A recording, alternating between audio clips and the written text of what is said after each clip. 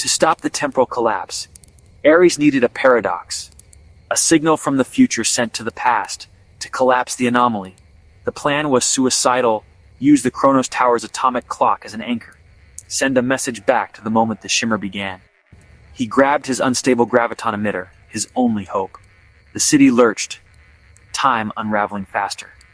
He had minutes. Ares raced through the chaos, knowing he might not survive. Collapsing the anomaly could erase his own timeline, a sacrifice he was willing to make. He took one last look at his wife's photo, whispered goodbye, and activated the emitter. Stepping into the unraveling city, he became the final variable in the equation.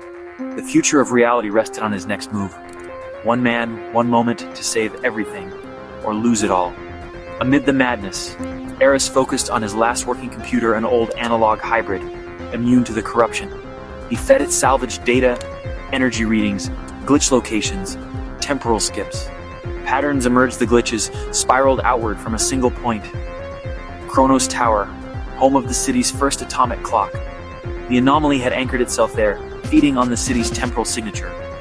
Worse, the spiral was accelerating, energy output growing exponentially. Each glitch fueled the next, a runaway feedback loop. Ares's calculations were grim. Within an hour, the anomaly would erase the city from history. Not just destroyed, never existed. He looked at a photo of his late wife, the park behind them flickering in and out of existence.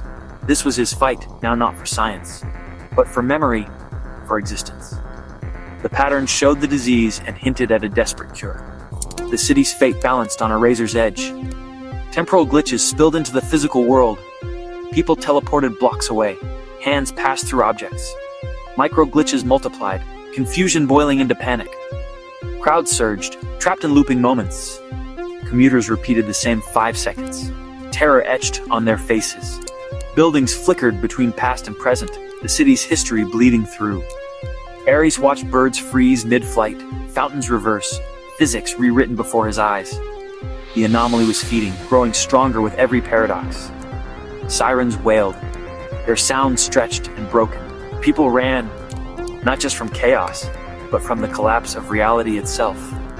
Ares knew time was running out in every sense. The city was flatlining, and he was the only one who understood the cause. The beautiful shimmer had become a gaping maw. The world's first clue was digital failure.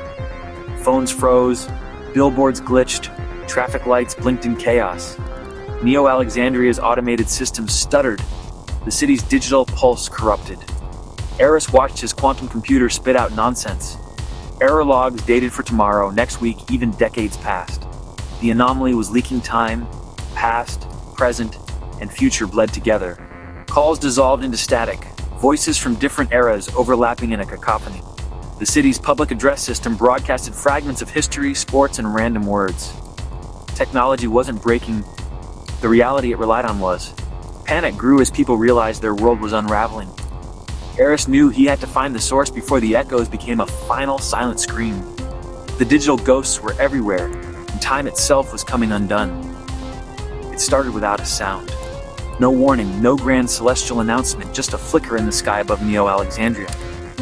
For a split second, the sky shimmered like heat haze on a cool August morning. Most people missed it, lost in their routines. But Dr. Ares Thorne saw it. He was always watching. From his observatory, Ares sensed a subtle wrongness, a note out of key in reality's symphony. His instruments, built to detect gravitational waves, went haywire. Needles spiked, data feeds scrambled, then died. The shimmer reappeared, lower now, distorting the air between skyscrapers. A sky train warped as it passed, passengers oblivious. This was no illusion. It was an anomaly, a tear in the rules of existence.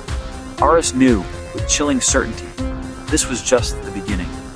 The city below pulsed on, unaware its foundation was cracking. Ares grabbed his tablet, running diagnostics as screens flickered and failed. He needed proof, fast before the shimmer swallowed everything. The city's rhythm continued, blind to the sickness spreading through its veins. And above it all, the shimmer waited, silent and hungry.